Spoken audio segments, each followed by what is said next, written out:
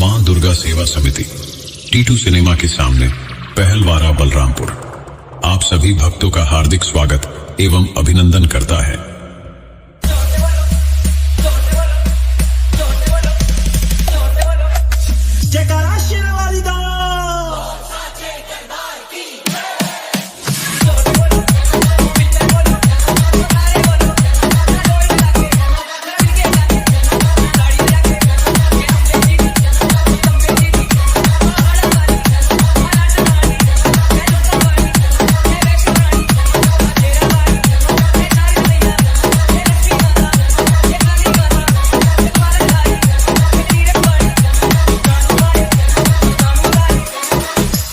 मां दुर्गा सेवा समिति टीटू सिनेमा के सामने पहलवारा बलरामपुर आप सभी भक्तों का हार्दिक स्वागत एवं अभिनंदन करता है।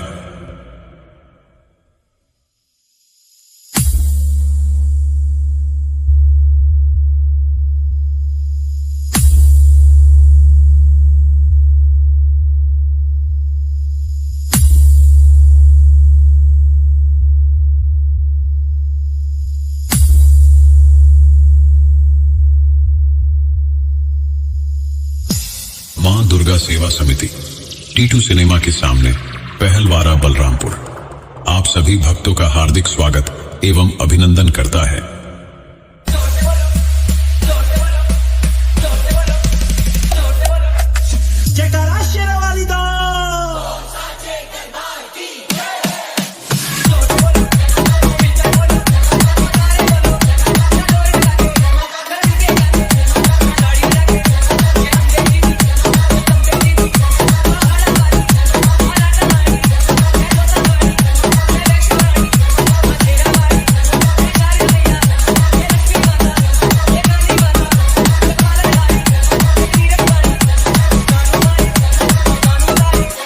DJ ABY.